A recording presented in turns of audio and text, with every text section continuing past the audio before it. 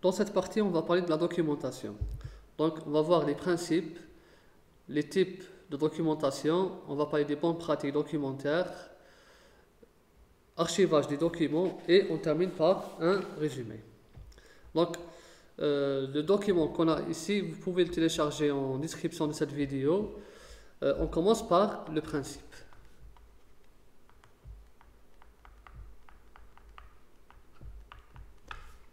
Donc, la documentation, elle constitue un élément essentiel de l'assurance qualité.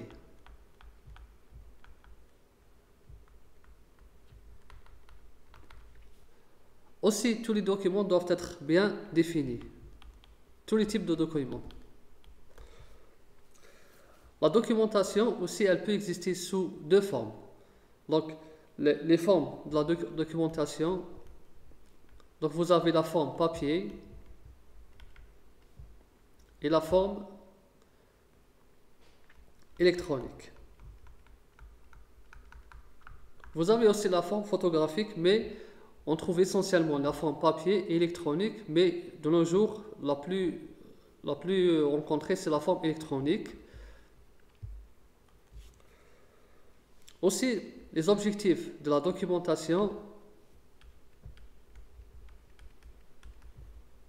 Vous avez plusieurs objectifs. Donc, parmi ces objectifs, c'est d'établir, de surveiller, d'enregistrer toutes les activités qui influent la qualité d'un produit. Qui influent la qualité d'un produit. C'est-à-dire le médicament. Donc ça, c'est les objectifs de la documentation. Aussi, vous avez deux principaux types de documents. Donc, les types de documentation qu'on trouve dans une usine pharma, vous avez le type instruction et le type enregistrement.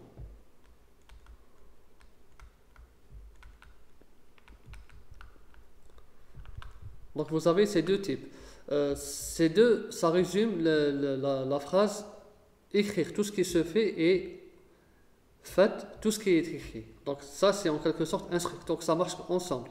Instruction, enregistrement, enregistrement, instruction. Donc on commence par le premier type de documentation, c'est l'instruction.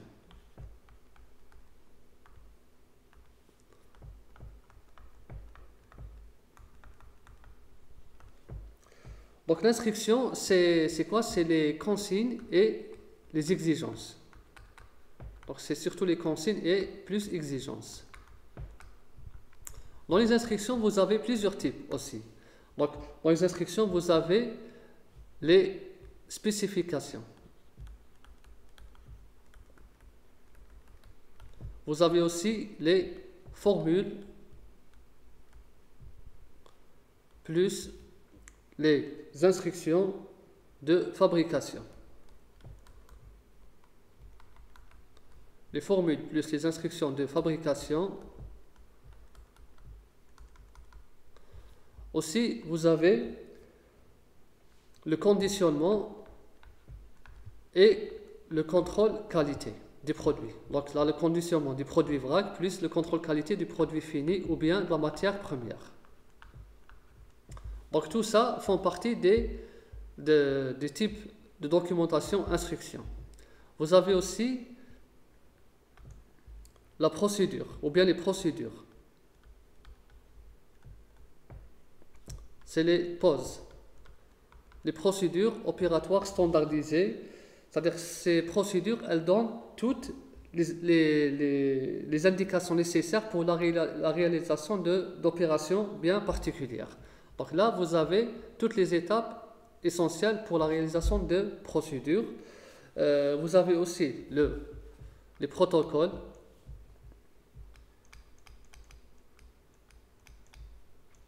Là aussi, un protocole, c'est-à-dire il contient toutes les instructions pour exécuter et enregistrer. Donc là, il contient toutes les instructions pour exécuter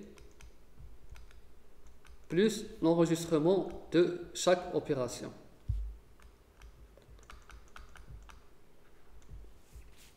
Et enfin, vous avez le cahier de charge.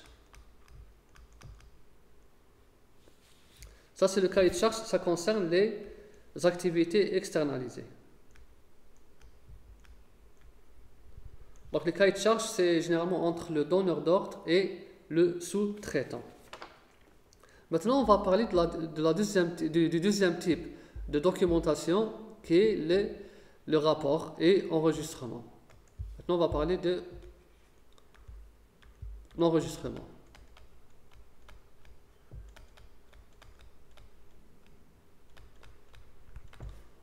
Enregistrement et rapport.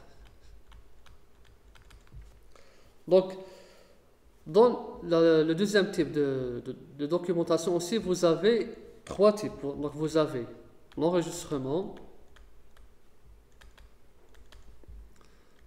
Vous avez aussi le certificat d'analyse.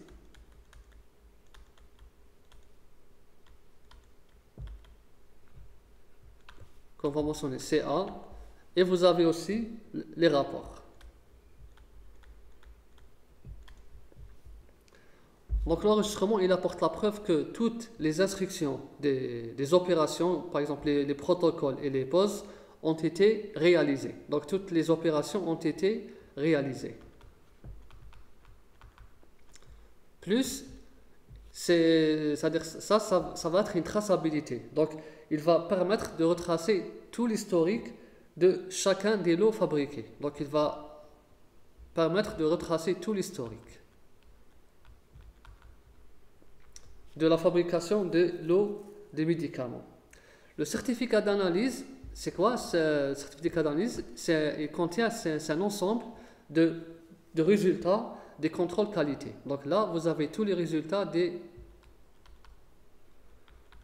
c'est les résultats du contrôle qualité. C'est un ensemble de tous les résultats, plus l'évaluation de ces résultats.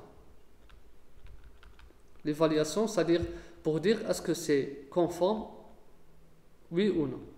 Pour vérifier la conformité des résultats par rapport aux spécifications des produits. Donc là, le contrôle qualité, tout ça, ça concerne la matière première, le produit fini et autres.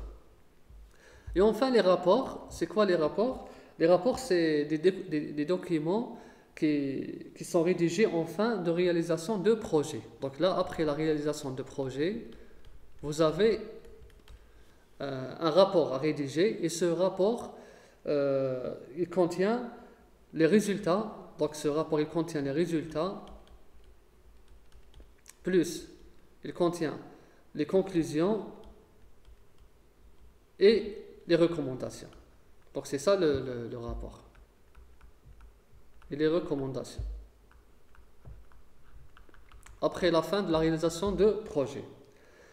Maintenant, on va parler des créations et de contrôle de la documentation. Création plus contrôle de la documentation.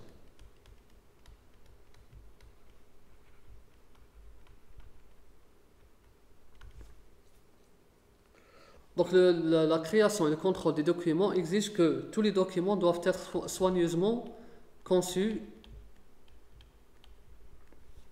revus et distribués.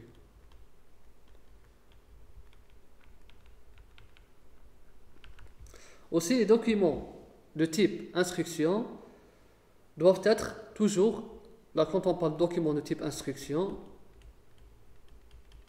donc tous les documents qui appartiennent au type d'instruction comme les formules de fabrication, les instructions, les conditionnements, tout ça doivent être, c'est-à-dire toutes ces instructions doivent être approuvées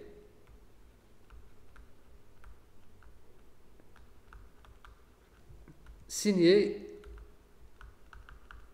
et datées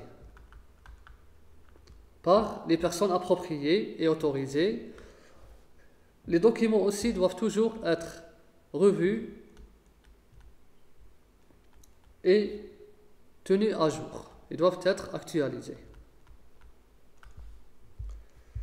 Et enfin, tous les documents ne doivent pas être manuscrits. Donc, les documents sont non manuscrits. Donc, on utilise un logiciel pour les rédiger. Donc, c'est des documents non manuscrits. Maintenant, on va parler des bonnes pratiques documentaires.